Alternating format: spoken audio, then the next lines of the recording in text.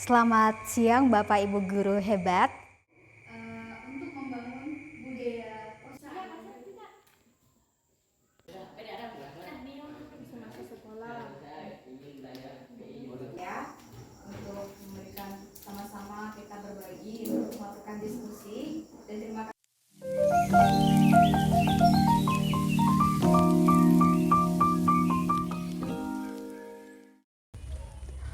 Salam dan bahagia, bergerak tergerak terus menggerakkan.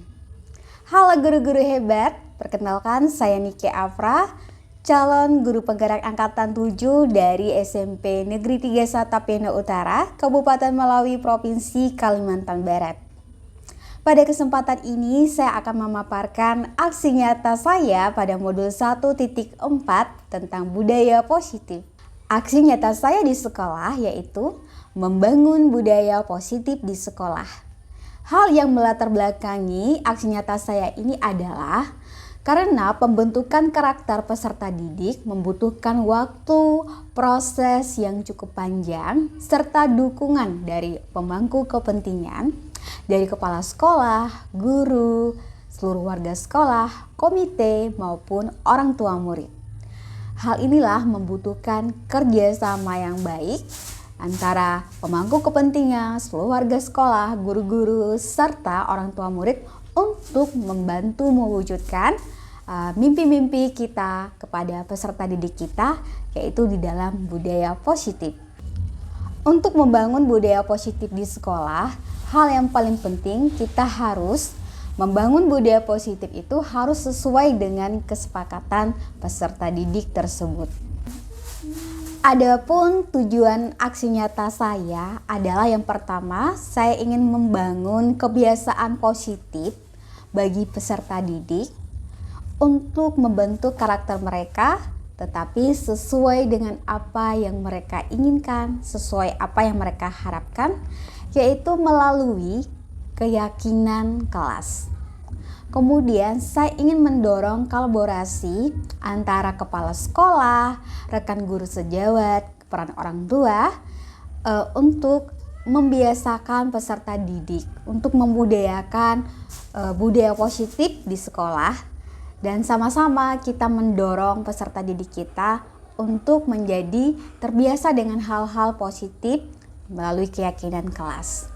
Nah, langkah-langkah dalam aksi nyata saya, yang pertama saya menyampaikan maksud dan tujuan saya dalam aksi nyata kepada kepala sekolah.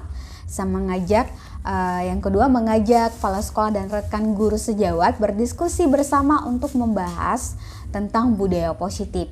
Jadi hasil dari diskusi tersebut, kita mencari budaya positif apa yang sudah ada di sekolah, kemudian kita memperbaiki hal-hal apa yang belum, dan kita menambahkan budaya positif apa yang belum. Selamat siang Bapak Ibu guru hebat, salam dan bahagia. Saya sangat mengucapkan banyak terima kasih atas kesempatan yang sudah diberikan kepada saya, di mana Bapak Ibu guru, juga kepala sekolah yang sudah menyediakan waktu untuk sama-sama kita di sini berdiskusi. Kita belajar bersama-sama untuk membahas tentang budaya positif. Untuk membangun budaya positif di sekolah, perlunya adanya kerjasama, kolaborasi antar saya, kepala sekolah, dan juga guru, serta dukungan dari dari murid dan dari kedua orang tua. Dan apa yang dimaksud dengan budaya positif? Budaya positif adalah di mana kita menanamkan nilai-nilai kebajikan, praktik baik, dan menerapkannya kepada peserta didik sehingga menjadi sebuah pembiasaan atau kebiasaan. Contohnya, ini adalah contoh dari budaya positif, misalnya melaksanakan keyakinan sekolah. Keyakinan sekolah itu seperti apa? Misalnya keyakinan datang tepat waktu, maka nilai kebajikannya adalah disiplin. Kemudian cinta kebersihan dan lingkungan. Dengan misalnya melaksanakan piket kelas, kerja bakti, tidak membuang sampah sembarangan, Kemudian sikap nasionalis ini bisa kita tanamkan budaya positif, misalnya kegiatan upacara atau memperingati Hari Pahlawan. Selanjutnya disiplin positif. Disiplin positif adalah proses pembelajaran di mana pendekatan mendidik anak untuk melakukan kontrol diri. Nah, kontrol diri kita akan melihat kebutuhan dasar manusia. Maka dari itu kita bisa melihat apa yang menyebab anak itu melakukan sesuatu yang melanggar keyakinan. Nah, ada yang kita ketahui bahwa Bapak Ibu guru semuanya, di mana manusia itu memiliki kebutuhan. Kebutuhan manusia yang pertama adalah kebutuhan untuk bertahan hidup. Kemudian kebutuhan yang kedua, kebutuhan dasar manusia adalah cinta dan kasih sayang. Nah, di mana kita akan melihat bahwa murid kita membutuhkan kasih sayang, perhatian, baik dari guru maupun dari teman-teman dan juga orang tua. Selanjutnya kebutuhan dasar manusia, kebebasan atau freedom. Nah, kebebasan untuk melakukan sesuatu, maka kita sebagai guru, kita juga memberikan kebebasan kepada peserta didik kita untuk berkreasi. Kita memberikan materi atau pembelajaran yang sesuai dengan minat mereka. Kita tidak bisa membatasi. Karena di sini posisi kita sebagai guru, kita hanya memfasilitasi atau mendorong saja. Selanjutnya kesenangan, fun. Nah, di dalam pembelajaran kita sama-sama Bapak Ibu guru, kita mengajak anak didik kita ini belajar dengan fun, dengan senang. Karena jika kebutuhannya itu tidak tercapai, maka akan terjadinya hal yang melanggar dari keyakinan itu. Lanjut kekuasaan. Kita bisa melihat di mana manusia itu memiliki, Bapak Ibu bisa melihat di sini ada posisi kontrol. Kita sama-sama melihat apakah kita sudah menempatkan diri kita di mana. Di sini ada posisi kontrol. Yang pertama adalah sebagai penghukum. Penghukum ini sifatnya itu bersifat memaksa, seperti lebih pada menekankan fisik. Di sini ada kalimat patuhi aturan saya atau awas. Kamu selalu saja salah. Jadi kalau kita menempatkan diri sebagai penghukum, kita ini justru mematahkan semangat, justru membuat peserta didik ini lebih merasa bersalah. Kemudian posisi kontrol guru sebagai pembuat rasa bersalah. Di sini kita perhatikan kalimatnya. Ibu sangat kecewa sekali dengan kamu. Oke. Kemudian posisi kontrol guru sebagai teman. Kita perhatikan kalimatnya ya. Di sini guru tidak menyakiti murid, namun di sini mengontrol murid melalui persuasi dengan kata. Tetapi yang lebih tepatnya, posisi manajer ini adalah di mana posisi kita sebagai guru, kita memberi murid ini untuk menyelesaikan masalah, untuk mempertanggungan masalah mereka. Jadi mereka yang menyelesaikan masalah sendiri, jadi kita hanya mengarahkan saja. Oke, lanjut.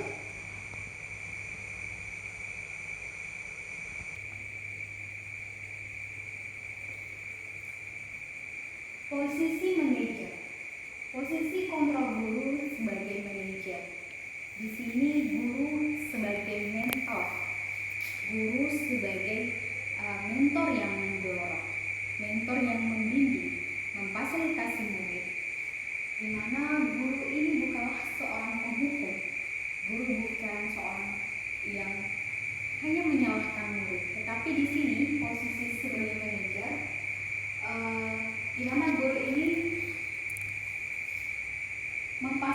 memfasilitasi murid, di mana guru ini memfasilitasi murid untuk memperbaiki kesalahan, yaitu dengan segitiga restitusi tadi. Oke, kita langsung ke segitiga restitusi. yaitu yang pertama adalah menstabilkan identitas. Apa yang dimaksud dengan menstabilkan identitas? Di mana kita menempatkan pendidik ini untuk menanyakan apa yang terjadi tanpa ada rasa kita menyalahkan murid itu. Jadi kita tidak boleh langsung menyudutkan atau menyalahkan murid, tapi kita memberikan kesempatan. Di sini pada bagian menstabilitas identitas, kita menanyakan identitas, menggali alasan apa, kebutuhan apa yang dilakukan murid, kenapa murid itu melakukan kesalahan. Lanjut, segitiga restitusi berikutnya adalah validasi tindakan yang salah. Nah, di sini kita akan menempatkan keyakinan apa yang dilanggar. Misalnya si Bayu datang terlambat, kira-kira keyakinan apa yang dilanggar? Ya, betul Bapak Ibu. Keyakinan disiplin. Lalu bagaimana menanyakan keyakinan? Di sinilah tempat di mana Bayu melakukan restitusi untuk memperbaiki kesalahan yang telah Bayu perbuat. Ya, di sini kita bisa melihat. Oke. Jadi Bapak Ibu semua, terima kasih karena kita sama-sama belajar di sini, dan saya di sini kita sama-sama untuk membangun budaya positif di sekolah. Kita akan melihat di mana ada disiplin positif, ada posisi kontrol kita sebagai guru, kita sebagai apa? Yang tadi lebih tepatnya kita sebagai manajer. Kemudian kita tidak boleh menghukum, tidak boleh kita memberikan penghargaan, tetapi kita memberikan bukan hukuman tapi berupa apresiasi.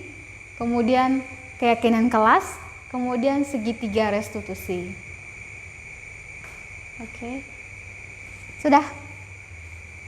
Ibu, untuk membangun budaya positif yang ada di sekolah, kita mulai dari keyakinan kelas. Nah, biasanya kita terbiasa dengan peraturan kelas, di mana peraturan kelas itu lebih bahasnya itu lebih mengikat siswa untuk dipaksa disiplin. Sedangkan keyakinan kelas di mana kita mengajak peserta didik kita untuk sepakat membuat bersama-sama keyakinan kelas. Contohnya,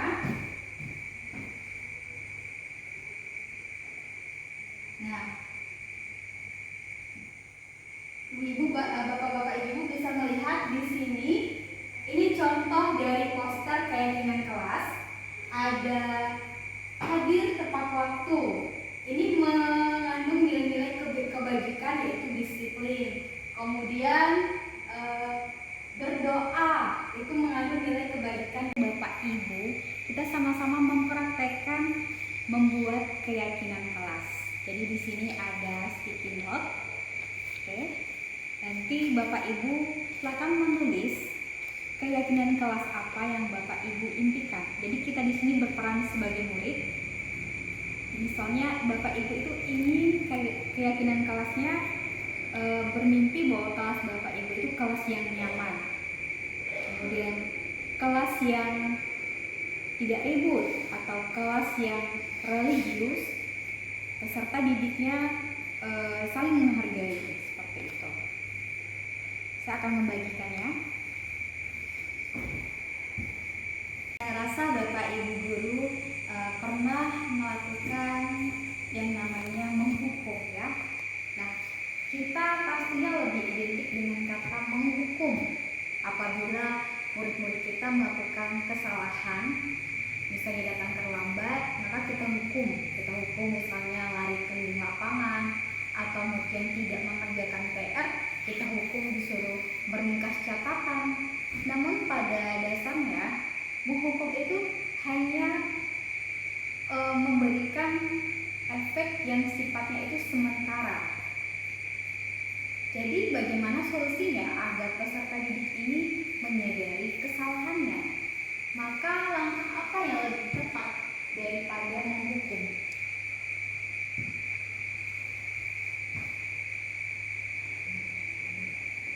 Seperti yang saya jelaskan tadi, jika murid kita melakukan kesalahan, maka kita akan melakukan pendekatan dengan menggunakan segitiga restitusi. Jadi kita akan mendekati peserta didik kita dengan menanyakan kebutuhan, kemudian menanyakan keyakinan kelas apa yang mereka langgar, lalu kita mengajak mereka untuk menyelesaikan masalah atau mencari solusi. Misalnya si Bayu tadi kenapa datang terlambat, jadi kita cari solusinya supaya Bayu tidak datang terlambat. Dan kita akan mencari kebutuhan apa yang menyebabkan Bayu melanggar atau datang terlambat. Misalnya Bayu datang terlambat karena bangun kesiangan. Maka solusinya apa supaya Bayu tidak bangun kesiangan dan tidak terlambat? Mungkin Bayu tidurnya lebih cepat, atau mungkin Bayu tidak lagi bermain HP dan langsung tidur, atau Bayu menggunakan alarm supaya cepat datang ke sekolah. Itu salah satu langkah-langkah yang bisa kita perbaiki agar tidak menggunakan atau melakukan dengan hukuman. Lanjut kita ke penghargaan.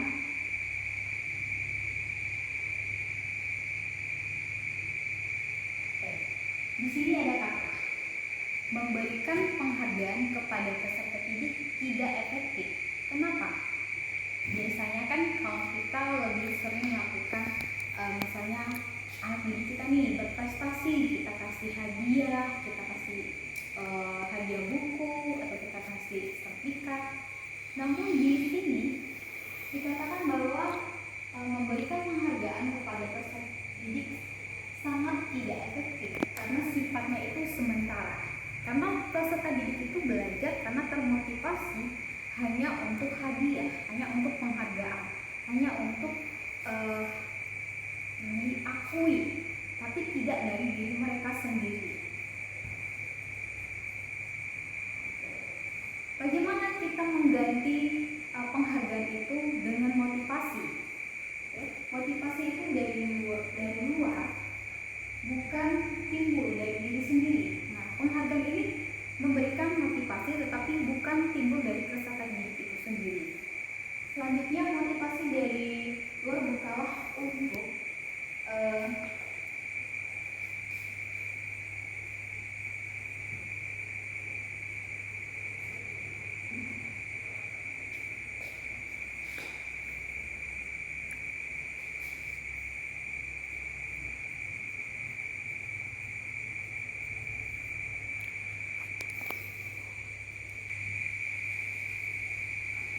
Jadi pada kesempatan ini kita sama-sama mengajak Bapak Ibu Guru, kita sama-sama belajar untuk membuat keyakinan kelas, di mana keyakinan kelas ini akan memberikan perubahan baru bagi sekolah kita, bagi peserta didik kita untuk membangun budaya positif yang ada di sekolah kita. Karena budaya positif itu dapat membentuk karakter peserta didik.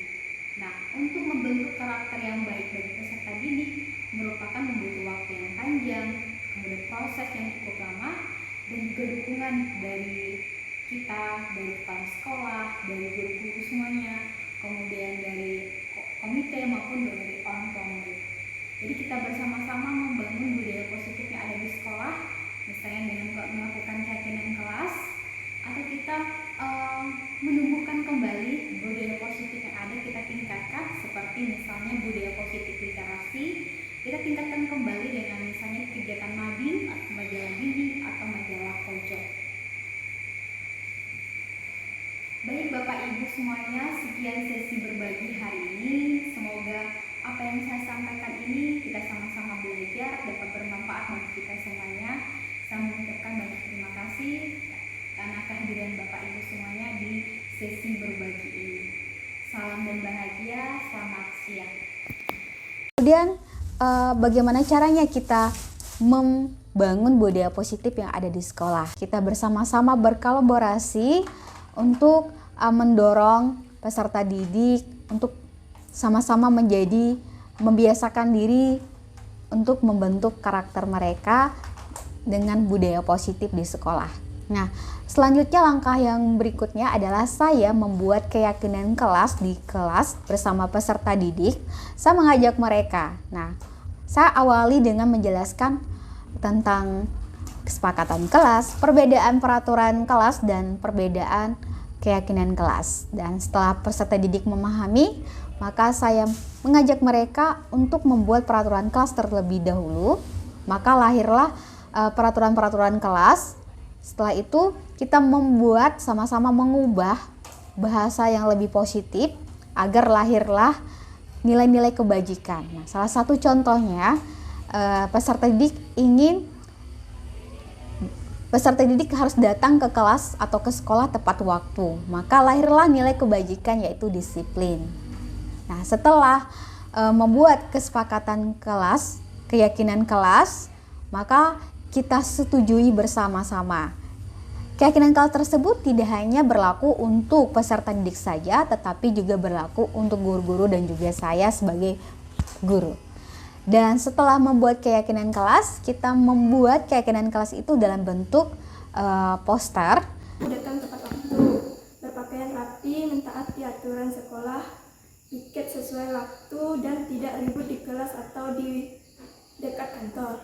Kan datang tepat waktu, berpakaian rapi, masuk kelas harus melepaskan sepatu, berbicara yang sopan, tidak mengatakan perkataan yang kotor, menjaga barang-barang yang ada di kelas atau ruangan, mengerjakan tugas dari guru. Untuk laki-laki, rambut yang panjang harus dipotong, harus pakai baju seragam semua. Berpakaian rapi, datang tepat waktu, mengikuti peraturan sekolah, jaga kebersihan. 2. Ruang kelas harus rapi dan bersih. 3. Jangan ribut di dalam kelas. 4. Gunakan seragam sekolah. 5. PR harus dikumpulkan. Yang rapi, masuk sekolah tepat waktu, menjaga kebersihan di lingkungan sekolah, saling menghargai sesama, mempunyai sopan santun dengan guru maupun teman. Datang ke sekolah harus tepat waktu, sepatu harus dibuka supaya kelas bersih dan nyaman. PR harus dikumpulkan jika diberi PR oleh guru-guru. Pakaian yang rapi, jangan menyebut kata-kata yang buruk. Jangan memasukkan sampah ke dalam laci. Tidak boleh terlambat masuk kelas, jangan ribut di dalam kelas. Tidak boleh menyebut kata-kata jorok hukum. Untuk menjaga kebersihan kelas bersama, tidak berisik saat di dalam kelas, saling menghargai pendapat atau keputusan saat bermusyawarah. Oke. Berpakaian rapi, datang tepat waktu, memakai sepatu, jaga kebersihan.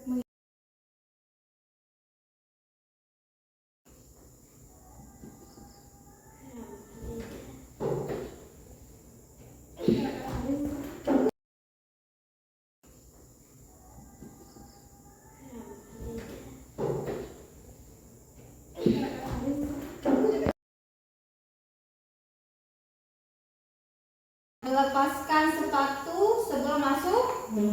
Masuk apa? Kelas. Setuju? Setuju. Oke. Yang kedua, tidak ribut di kelas. Setuju? Setuju. Ya, lanjut. Menjaga sopan santun. Setuju? Setuju. Ya. Sopan santun itu baik perkataan, tidak boleh berkata apa, Marcel? Kotor. Ya, kotor atau jorok. Lanjut, berpakaian rapi. Rapi berpakaian, terus rambutnya juga harus rapi. Lanjut, datang tepat waktu. Setuju? Setuju. Terus menjaga kebersihan kelas. Lanjut, melaksanakan piket kelas. Jadi bagi ya piket kelasnya. Lanjut, menjaga atau tidak merusak fasilitas sekolah. Lanjut, ini sudah kita sepakati, sudah kalian tanda-tangani. Jadi harus dilaksanakan. Oke, terima kasih. Tepuk tangan untuk kita semua. Nah, setelah membuat kesepakatan kelas, keyakinan kelas, maka kita setujui bersama-sama. Keyakinan kelas tersebut tidak hanya berlaku untuk peserta didik saja, tetapi juga berlaku untuk guru-guru dan juga saya sebagai guru. Dan setelah membuat keyakinan kelas, kita membuat keyakinan kelas itu dalam bentuk poster. Inilah poster keyakinan kelas yang sudah kami sepakati bersama, baik saya dan peserta didik. Dan keyakinan kelas yang sudah kami buat bersama ini dilaksanakan oleh peserta didik maupun oleh saya sebagai pendidik. Poster keyakinan kelas ini ditempel di kelas, diharapkan agar peserta didik ini termotivasi, terus teringat akan keyakinan kelas yang wajib mereka laksanakan di sekolah. Hasil dari kesepakatan bersama dengan peserta didik, maka terbentuklah keyakinan kelas, di mana keyakinan kelas ini akan diyakini oleh peserta didik tanpa adanya paksaan, karena keyakinan itu merupakan hal yang sudah disepakati bersama dan itu merupakan apa yang menjadi impian dari peserta didik di kelas. Dan yang pertama adalah jaga kebersihan ruang kelas kita.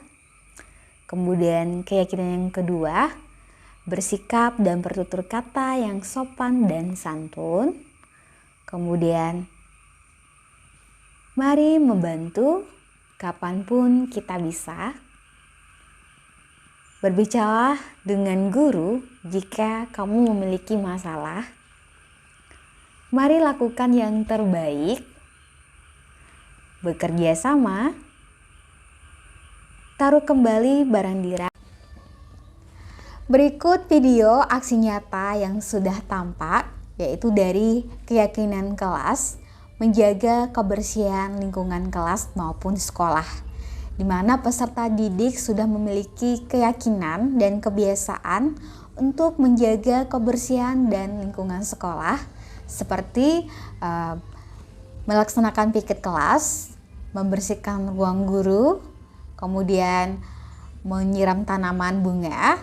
Dan nilai-nilai karakter yang tampak dari kebiasaan tersebut, yaitu peserta didik memiliki tanggung jawab terhadap lingkungan sekolah, kemudian bergotong royong, serta peduli terhadap kebersihan yang ada di sekolah.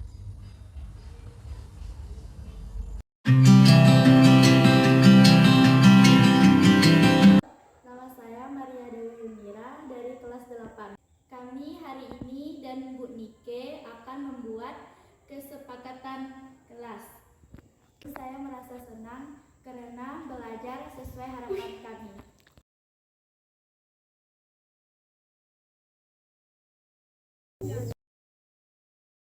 Saya Vivin Aulia, guru SMP Negeri 1 3 Pina Utara.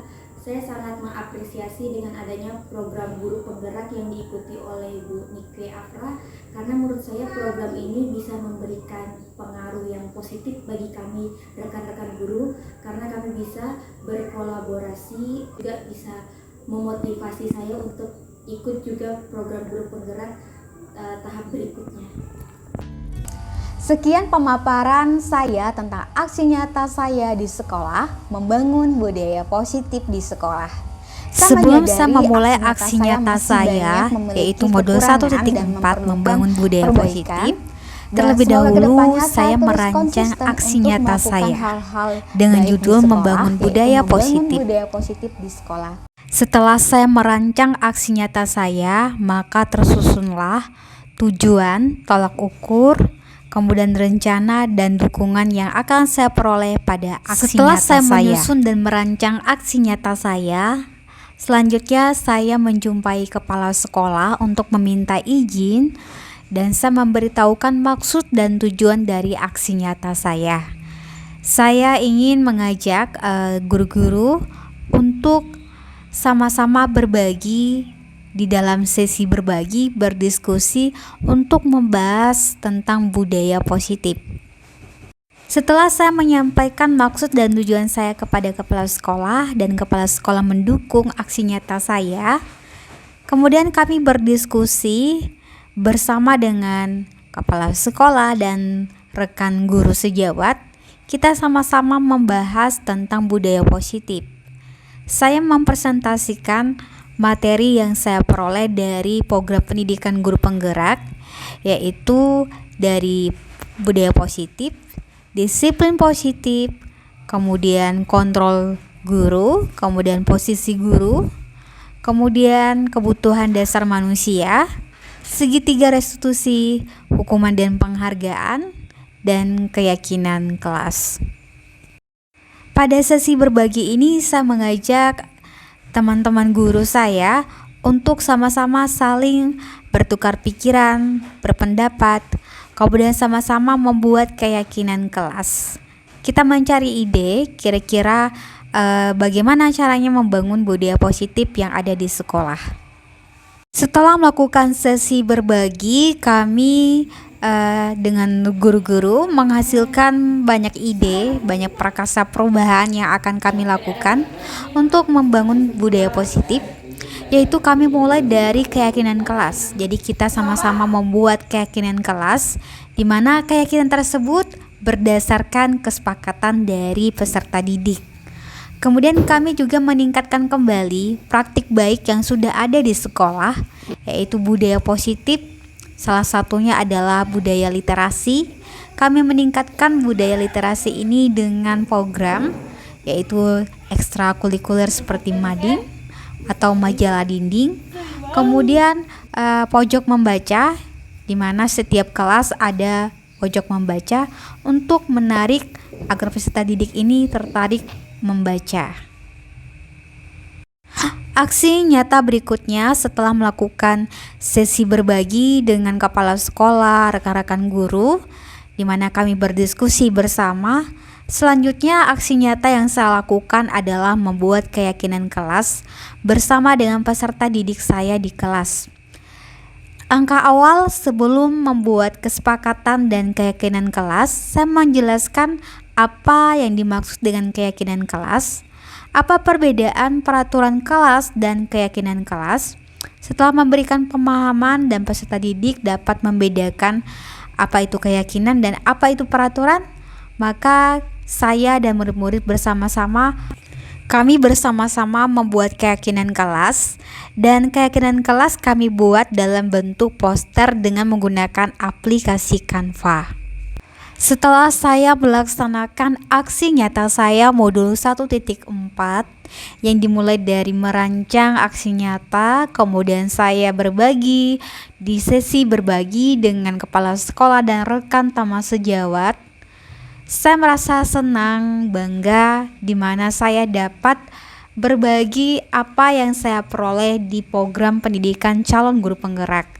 Senang rasanya bisa berbagi praktik baik dan sama-sama kita memotivasi diri kita untuk membangun budaya positif yang ada di sekolah. Saya juga sangat antusias melihat reaksi dan respon dari kepala sekolah dan juga teman-teman guru sejawat.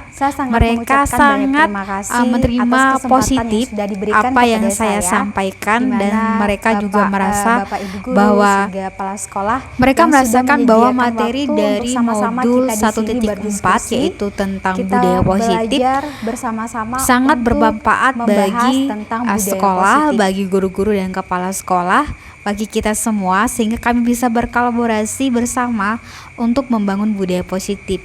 Selain itu juga saya sangat senang sekali melihat reaksi peserta didik saya ketika saya mengajak mereka untuk bersama-sama berdiskusi.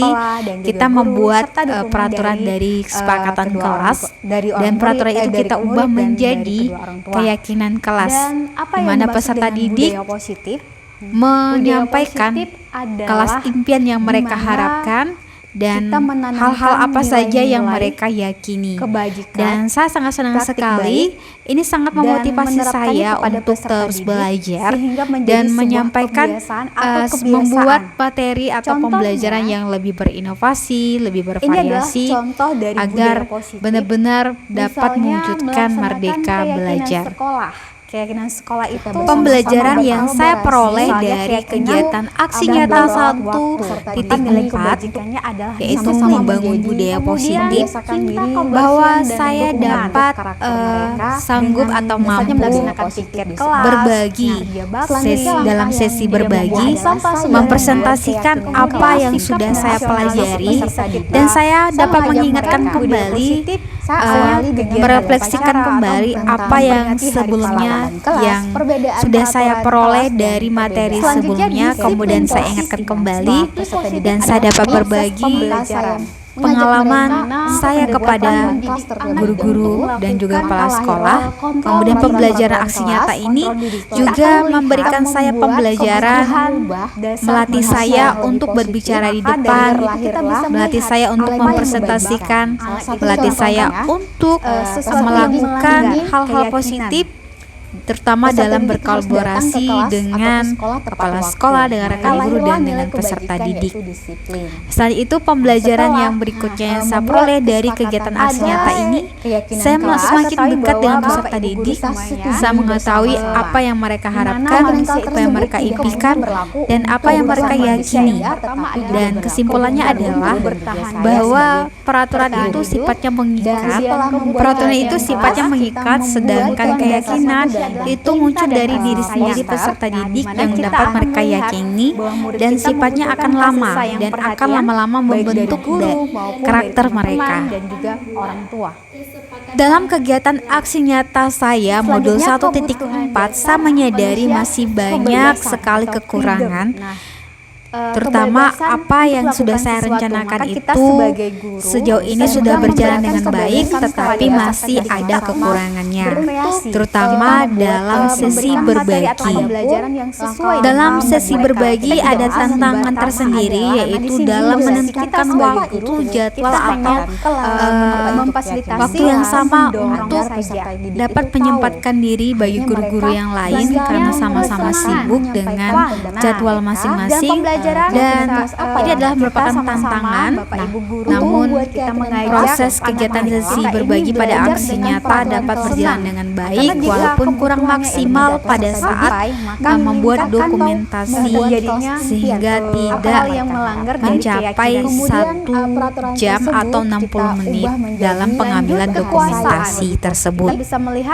Untuk meningkatkan dan membangun budaya positif di sekolah, saya tidak hanya sampai pada keyakinan kelas, masih banyak yang harus kami tingkatkan bersama. Namun saya akan tetap mengajak guru-guru untuk terus berkolaborasi dengan peserta didik, dan kita akan menerapkan budaya positif dengan misalnya dengan segitiga restitusi, dan kita tidak tergantung pada tata tertib yang bersifat menghukum, tapi kita akan memberikan kesempatan kepada peserta didik untuk mampu menyelesaikan masalah atas tindakan mereka sendiri. Kemudian untuk perbaikan kedepannya dalam aksi nyata berikutnya, saya akan melakukan dengan maksimal, mempersiapkan rancangan dengan baik. Kemudian saya akan bekerja sama dengan kepala sekolah, dengan rekan guru sejawat, bahkan dengan teman-teman CGP lainnya.